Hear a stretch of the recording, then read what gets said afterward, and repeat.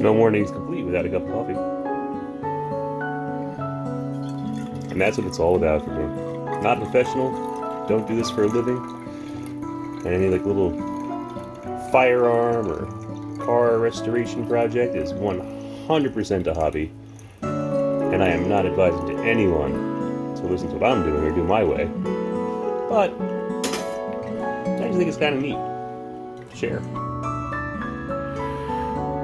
So I cut the screw from whatever it was to a modern 1024 thread. And now I'll get a reducer bushing, or just a reducer, thread reducer, and put it in the action. Okay, so I took it back apart, and there's a little lever in here that indexes into this hole, right?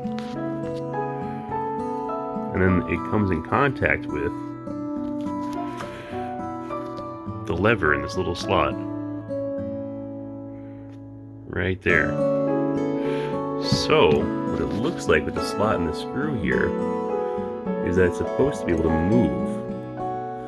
And I think the idea is or was that when you broke the gun open, you open the lever, it's supposed to be an automatic safety, but it doesn't reach. But it looks like the end of this little lever has been turned back. Like maybe it was frozen and somebody forced it. So I'm gonna bend that back to a 90-degree angle, and I bet you that then this gun has an automatic safety, which is something I think I want. You know, an original feature of the gun. Next, I cut the screw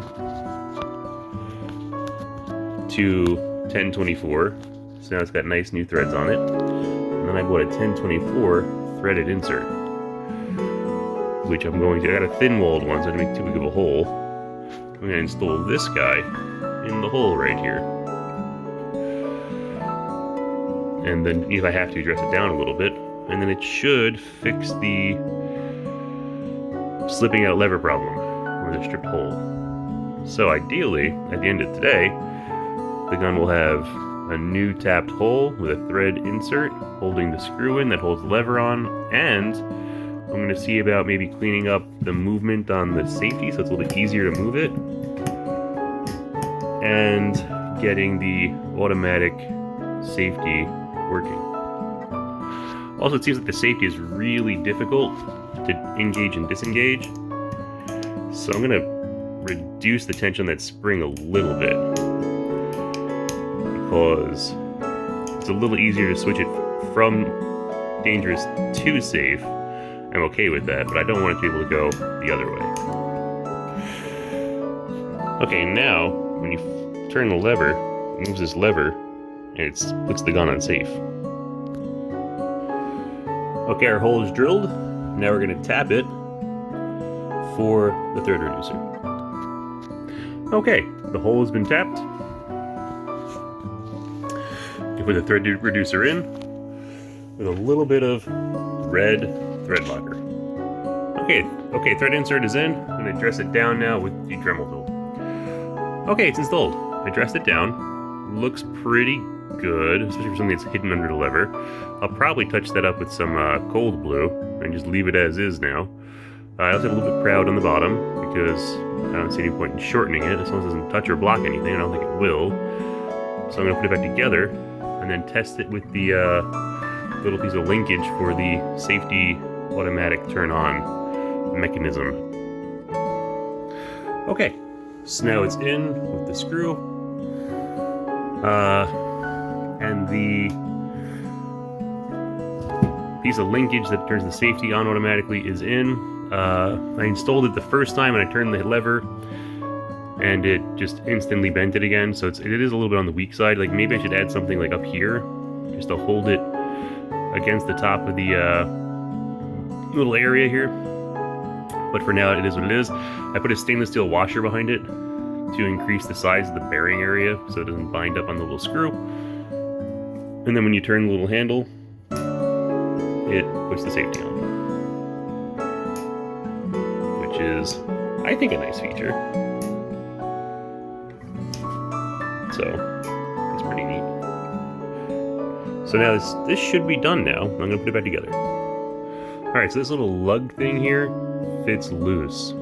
So what I'm going to do is, I'm going to put a shim on the top of it to make it fit in there tightly. I'm going to probably JB weld it in place, because for a shotgun I'm going to use ones every 5 years, maybe, or just sell. I think it's fine. So what I'm doing is I'm seeing what size fills these gaps snugly, and then I'll cut out a piece, clean it really well, and slide it in. Having some mild steel, or even hardened steel shim stock is great. It's all little bundles of it. It comes, graded by the thousandths, so it's like pretty good for this kind of shimming. So 8 thousandths is the winner for snug fitting. And there you have it, 8 thousandth steel shim that will slide in there snugly. Probably wouldn't even need glue to keep it in, but I'm gonna put a little bit of JB weld on it just to keep it there. Fill in whatever little gaps there are between it and the frame. And then clean it really well first, degrease it, and then drive it in. Okay, so I modified this locking lug thing for the forend. So this barrel would fit on my other Hopkins & Allen shotgun than his hammers. It was very similar to fitting, and just by making that little difference, the forend on the other one with the other frame and everything fits nicely. So the idea for me is to have both barrels fit both guns. The other gun's already nice and tight, so I'm going to make this barrel fit that one, which I already done. And now I'm going to make all of this action and hardware fit this barrel, which in doing so, make it fit the other barrel. Anyway, this didn't fit anymore, so I straightened out this little lever arm thing here. And by straightening it out a little bit more, now it seems like it will fit tightly, which is what I'm looking for the forend.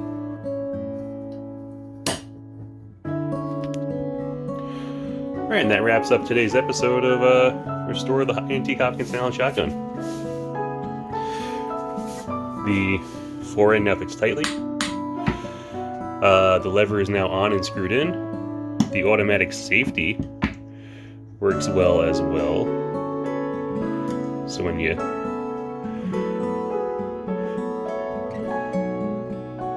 turn the lever, the safety comes on. When you open it, and the whole thing seems to say safety's on now because I opened it. Seems to be good to go.